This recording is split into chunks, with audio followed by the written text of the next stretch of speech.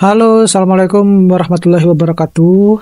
Bapak Ibu, kembali lagi dengan saya di channel saya. Kali ini saya mau membagikan informasi terkait dengan pemberian tugas belajar PNS Kemendikbudristek. Kalau sebelumnya saya juga pernah membahas tentang pemberian tugas belajar ini, tapi bukan hanya PNS ya, tetapi dosen-dosen yang lain juga ataupun yang bukan non-PNS. Ini apakah ini dispesialkan untuk PNS? Ya, tidak juga sebenarnya, ya. Tetapi apa yang disampaikan di sini sepertinya merujuknya ke situ. Tapi kalau teman-teman dosen yang non PNS mau mengacu kepada aturan ini atau penjelasan ini juga bisa lah, sangat bisa, ya. Oke, sebelum kita lanjut, kita simak dulu yang satu ini.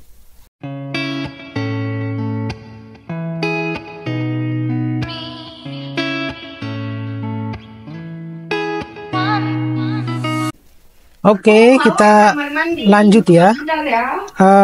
Jadi ini adalah pemberian tugas belajar buat PNS Kemendikbudristek, di mana ini informasi pada salah satu webinar saya ada yang menanyakan tentang hal tersebut ya, hal ini tentang tugas belajar. Di situ sudah saya jelaskan secara singkat dan kali ini saya mencoba untuk menjelaskan secara lengkap ya. Kalau ada yang mungkin tidak berkenan di hati Bapak Ibu, mohon maaf ya. Saya tidak bermaksud untuk menggurui, saya hanya sekedar sharing berdasarkan informasi yang saya dapatkan. Oke, untuk menghemat waktu, dasar hukum dari apa adanya pemberian tugas belajar ini itu didasarkan pada dasar hukum ini ya. Yang pertama itu adalah tentunya Peraturan Presiden nomor 12 tahun 1961 ya, sudah cukup lama. Kemudian ada Keputusan Menteri Pertama nomor 224/MP tahun 1961. Kemudian ada Peraturan Menteri Pendidikan Kebudayaan, Riset dan Teknologi nomor 27 tahun 2022 dan Peraturan Sekretaris Jenderal nomor 3 tahun 2023 ya, atau BKN gitu ya. Nah, ini adalah di mana setiap pegawai itu memiliki hak pengembangan kompetensi. Ya, pengembangan kompetensi yang dimaksud itu adalah salah satunya melalui tugas belajar macam itu. Nah, berapa sebenarnya pengembangan kompetensi bagi PNS? Yaitu minimal 20 jam pelajaran per tahun ya, 20 jam pelajaran per tahun. Nah, saat ini itu bahkan dikembangkan ada yang tugas belajar untuk kuliah PJJ ya, perkuliahan jarak jauh gitu ya. Nah, itu juga sebenarnya sah-sah saja asalkan sudah menuruti pada peraturan-peraturan yang mengacu pada peraturan yang sudah ada gitu. Oke, kemudian ini adalah bagian pengembangan melalui jalur pendidikannya. Nah, apa sebenarnya tugas belajar itu? Jadi kalau kita merujuk kepada peraturan yang ada, tugas belajar itu sebenarnya penugasan yang diberikan oleh PPK, dalam hal ini adalah menteri ya, atau pejabat yang menerima delegasi kewenangan Sesjen dan Kepala Biro SDM kepada PNS melalui pendidikan formal. Jadi seperti yang dijelaskan sebelumnya bahwa sebenarnya bukan hanya PNS saja maupun non-PNS kalau misalnya mau mengembangkan dirinya adalah salah satunya melalui ini tugas belajar ini ya. Nah, yang perlu Bapak Ibu ketahui bahwa tugas belajar, izin belajar itu sudah tidak ada, jadi sudah diganti dengan tugas belajar. Nah, tugas belajar sendiri itu dibagi menjadi 4 komponen di dalamnya. Ada yang tugas belajar pembiayaan meninggalkan tugas jabatan, jadi kita udah fokusnya ke tugas belajar aja gitu ya. Kemudian ada tugas belajar pembiayaan tidak meninggalkan tugas belajar. Kalau mungkin zaman sebelum dihapusnya izin belajar itu ya ini ya. Jadi mungkin kalau kita bahasa gampangannya adalah kegiatan tridharmanya itu masih ikut di dalamnya ya. Kemudian ada tugas belajar dengan biaya mandiri tetapi meninggalkan tugas jabatan ya.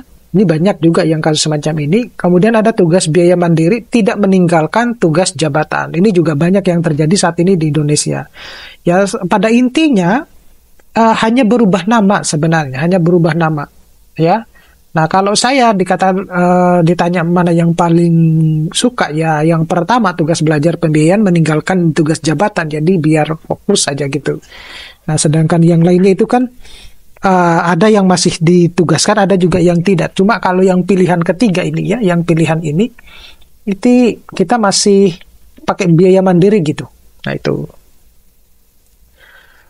Nah kemudian sumber lain ya, yang bisa dijadikan sebagai acuan ataupun pendanaan kita melakukan tugas belajar itu, contohnya misalnya bisa APBN ya, misalnya melalui beasiswa atau apa gitu, atau juga APBD ya, sama ya. Ini juga APBD itu anggaran daerah itu juga mengeluarkan beasiswa ya untuk pegawai-pegawainya yang berada di daerah masing-masing yang ingin mengembangkan pengembangan dirinya, ataupun sumber lain yang sah dan tidak mengikat ya. Sumber lain itu contohnya misalnya yayasan, kemudian lembaga perusahaan, pemerintah asing, atau organisasi berbadan hukum dalam dan luar negeri. Nah, ini adalah bentuk dari pembiayaan tugas belajar. Jadi, saat ini kalau misalnya Bapak Ibu bertanya bahwa saya sulit nih mendapatkan beasiswa,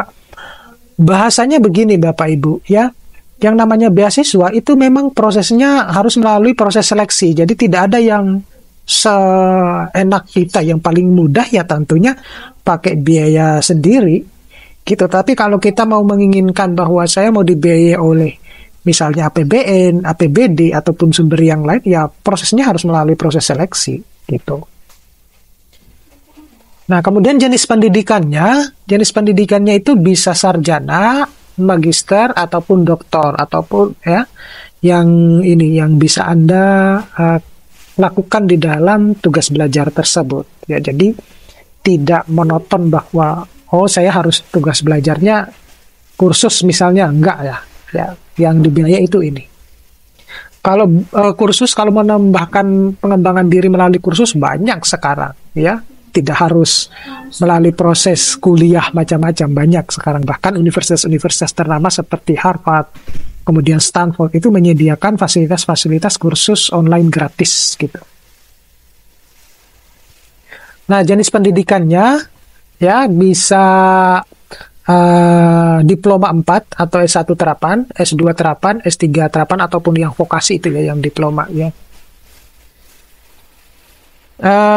Jenis pendidikan yang lain juga ya, selain dari S1, S2, S3 terapan ataupun diploma, ini juga ada yang profesi, kemudian ada yang spesialis, ada juga yang subspesialis. Nah, berapa sebenarnya jangka waktu tugas belajar? Nah, ini jangka waktu itu ada yang sistem kontrak, ada yang sistem kontrak, ada yang tidak sistem kontrak. Tetapi sebenarnya semuanya itu dibatasi, tentunya sesuai dengan batas waktu normatif prodi ya, termasuk pelaksanaan cuti akademiknya gitu.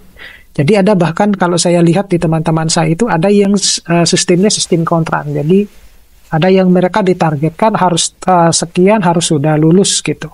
Ya, harus sudah kembali ke universitasnya masing-masing. Nah, perguruan tingginya tempat kita melakukan aktivitas tugas belajarnya di mana saja. Jadi ada yang perguruan tinggi negeri, ada yang perguruan tinggi swasta, perguruan tinggi kementerian atau lembaga, perguruan tinggi luar negeri bahkan ya, atau tempat pelaksanaan tugas belajarnya itu ya. Ini di mana perguruan tinggi atau tempat kita melaksanakan tugas belajar itu tentunya harus akreditasi untuk PT dan prodi minimal B atau sangat baik bagi PT dalam negeri ya. Kemudian universitas tersebut juga diakui oleh Kemendikbudristek untuk PT luar negeri ya, khusus untuk PT yang luar negeri gitu. Jadi ada, kalau di dalam negeri kan tentunya sudah ditunjuk ya, bahkan kalau Bapak Ibu update di di Instagramnya Kemendikbudristek kalau nggak salah, itu sudah dikeluarkan beasiswa LPDP khusus untuk yang PTN di Indonesia.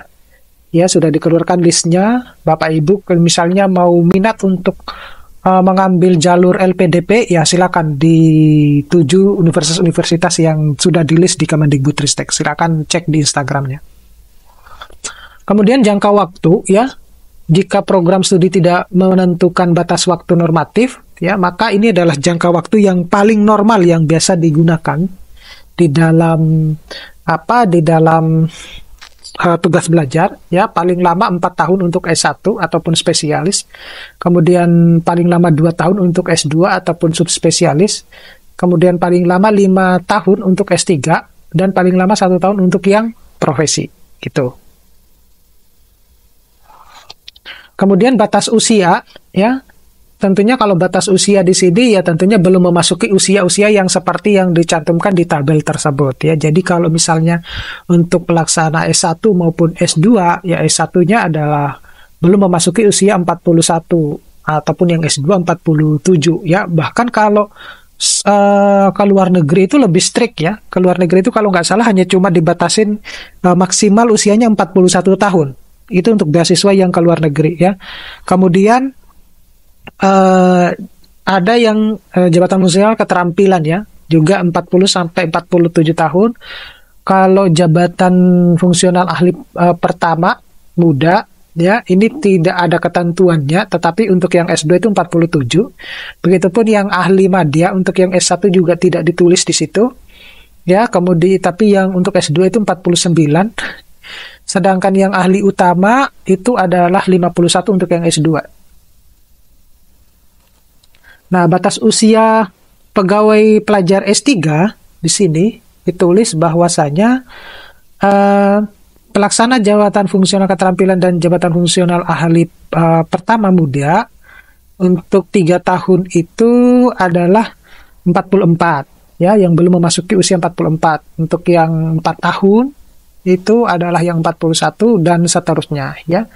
Bapak Ibu bisa lihat di tabel tersebut, ya. Selanjutnya itu adalah masih berkaitan dengan batas usia, ya. Kalau yang profesi tentunya tidak boleh memasuki usia 43. Spesialis khusus untuk dosen, ya. Spesialis khusus untuk dosen itu dia misalnya mengambil spesialis-spesialis tertentu, ya. Itu adalah ada 48 tahun, dan subspesialis khusus dosen itu jabatan fungsional asisten ahli, lektor maupun lektor kepala itu tidak boleh memasuki usia 54 tahun, sedangkan guru besar itu adalah 59 tahun. Mungkin yang subspesialis di bagian kesehatan, ya, lebih banyak di bagian kesehatan gitu. Nah, ikatan dinas tugas belajar dengan pembiayaan tugas belajar ini 2 kali masa tubal termasuk perpanjangan, ya. Perpanjangan biasanya ada yang 1 semester, ada yang 1 tahun. Jadi tergantung sih, tergantung. Kalau yang saya lihat di lapangan ada yang 1 semester, ada yang 1 tahun. Kemudian yang tidak bebas tugas belajar, ya, tidak bebas tugas belajar, jadi 1 kali masa tubal termasuk perpanjangan. Nah, tugas belajar biaya mandiri ini pembiayaan bersumber dari calon pelajar secara penuh. Jadi tidak bersumber dari misalnya beasiswa ataupun yang lain, ya. Yang diberikan bila memenuhi kriteria 1 ada kebutuhan mendesak di luar rencana kebutuhan tugas belajar, gitu, ya. Ini banyak yang semacam ini. Biasanya yang sering kali saya temui itu kalau di dunia dosen di kampus itu ketika yang bersangkutan ataupun ada pembukaan jurusan baru, ya, sehingga seringkali dosen-dosen tertentu itu ditunjuk untuk melakukan tugas belajar, gitu. Kemudian belum tersedianya pembiayaan, ya, artinya belum ada pembiayaan artinya yang bersangkutan sudah mau sekolah tapi belum ada biaya-biaya, gitu, ya. Atau persetujuan pegawai pelajar, kemudian dapat dilaksanakan dengan melaksanakan tugas jabatan. Nah, berikutnya adalah tugas belajar biaya mandiri, di mana tugas belajar biaya mandiri ini lebih kepada kebutuhan mendesak di luar rencana kebutuhan tugas belajar.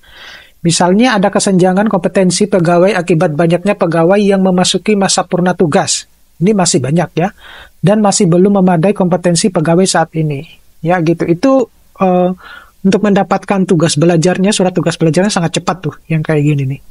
Kemudian kebutuhan di bidang ilmu ketentuan untuk meningkatkan kinerja organisasi dan kebutuhan perpindahan jabatan. Nah, selain itu ada ikatan dinas, tugas belajar, biaya mandiri yang lain, di mana ada tugas bebas tugas, di mana 1 kali masa tugas belajar termasuk perpanjangan, dan juga tidak bebas tugas, yaitu tidak ada ikatan dinasnya. Nah, kalau kita mengacu pada tugas belajar Permendiknas nomor 48 tahun 2009, di situ menyebutkan bahwa penugasan yang diberikan oleh pejabat yang berwenang kepada PNS untuk melanjutkan pendidikan ke jenjang yang lebih tinggi atau yang setara dengan baik di dalam maupun di luar negeri, bukan atas biaya sendiri dan meninggalkan tugas sehari-hari sebagai PNS. Jadi yang bersangkutan itu ya benar-benar meninggalkan tugas PNS-nya gitu. Dia fokusnya hanya cuma untuk tugas belajar. Nah, jenis pendidikannya ya sama ya, baik itu S1, S2 maupun S3. Untuk yang akademik ya, sedangkan untuk yang vokasi itu adalah diploma 1 sampai diploma 4. Nah, batas usia pegawai pelajarnya ini untuk yang diploma 1 sampai sarjana ya. Diploma 4 sampai sarjana itu batas usianya 25 tahun. Sedangkan untuk magister itu batas usianya 37 dan doktor itu 40 tahun. Nah, untuk yang ikatan dinas tugas belajar dalam negeri itu 1 kali masa tugas belajar termasuk perpanjangan ditambah 1 tahun ya, N+1 gitu. Sedangkan untuk luar negeri 2 kali masa tugas belajar termasuk perpanjangan ditambah 1 tahun 2N+1 gitu.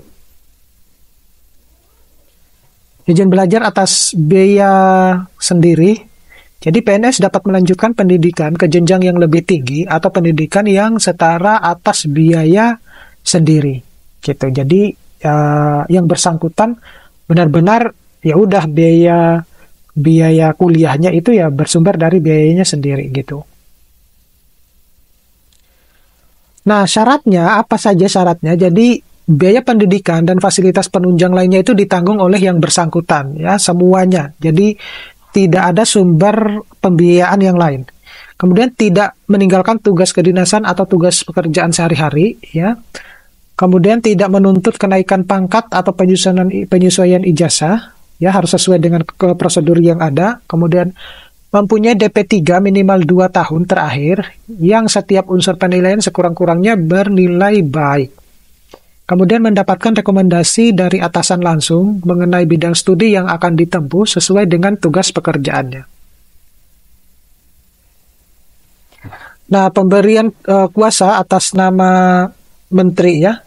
Di sini pejabat yang berwenang itu menetapkan keputusan izin untuk belajar atas biaya sendiri. Yang pertama itu adalah Sekretaris Jenderal bagi PNS golongan ruang 4E ke bawah di lingkungan departemen.